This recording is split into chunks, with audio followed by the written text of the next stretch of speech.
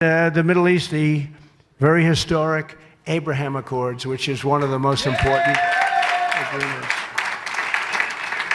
Now, we had 4 countries, we had them lined up to sign. If that election were legitimate, we were in there, we would have had virtually every country in the Middle East. You would have had peace in the Middle East. They have signed exactly no people, no countries, and everybody wanted to sign. They don't care. It's like they don't care. This administration, they don't care. But we would have had them all signed up. I think every single country would have been signed up. Peace in the Middle East. Instead, we have a bunch of people that are so sad. And they actually would have liked to have terminated it, and they tried, and the uproar was incredible. So it means you can do that. But the Abraham Accords was absolutely incredible and incredible for the Middle East. In Trump's acceptance speech when he received the Israel crown jewel 7 months ago, he said he was planning to add all Middle Eastern countries to the Abraham Accord and bring peace to that region if it was not for the election, which was stolen from him.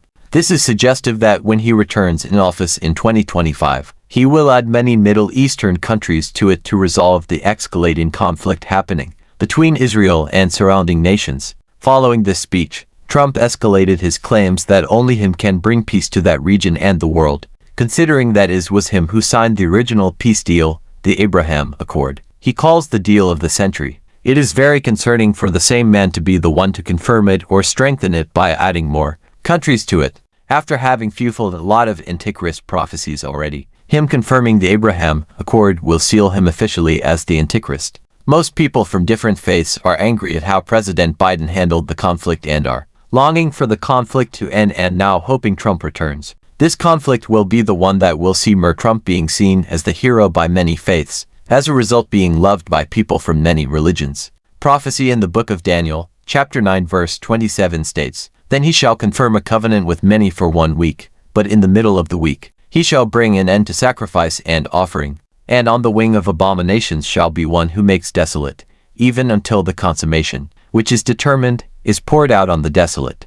Trump, adding more countries to the Abraham Accord, will have fulfilled this prophecy and seal his identity. Daniel 11 from verse 19 talks about a king who acts according to his own will, who will destroy Israel.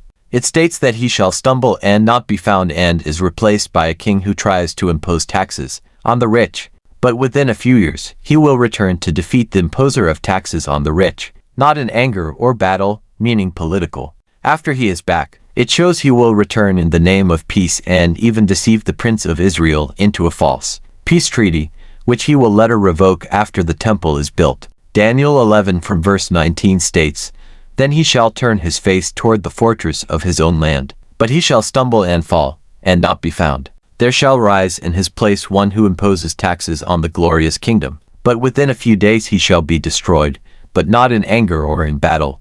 And in his place shall arise a vile person, to whom they will not give the honor of royalty, but he shall come in peaceably, and seize the kingdom by intrigue. With the force of a flood, they shall be swept away from before him and be broken, and also the prince of the covenant. And after the league is made with him, he shall act deceitfully, for he shall come up and become strong with a small number of people." Please share, like, and subscribe for more of Opening Gospel.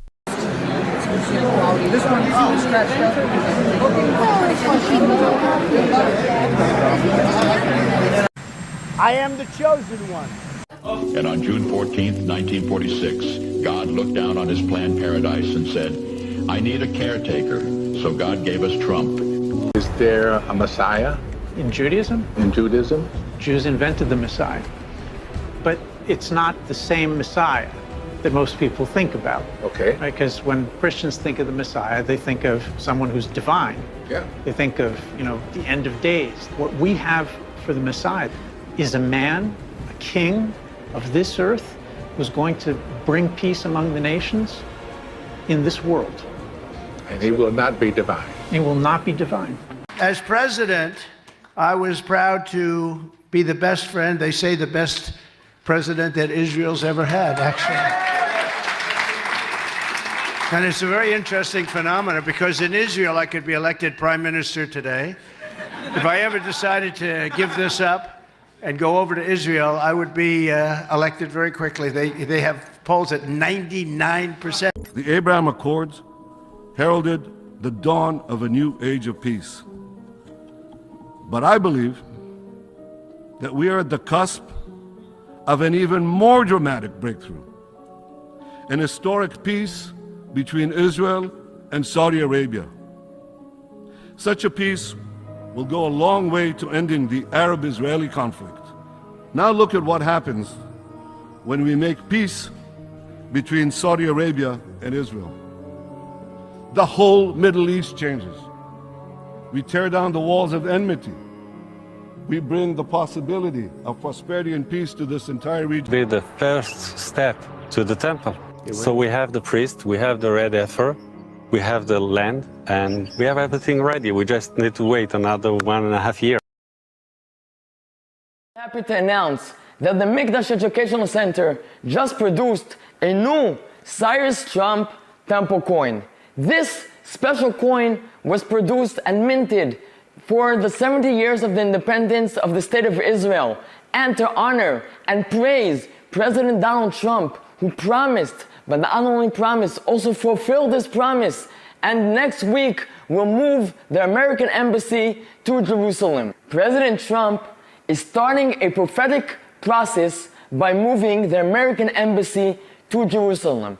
Just like King Cyrus 2,500 years ago said, he charged me to build a house in Jerusalem. Here again, President Trump is building a house in Jerusalem.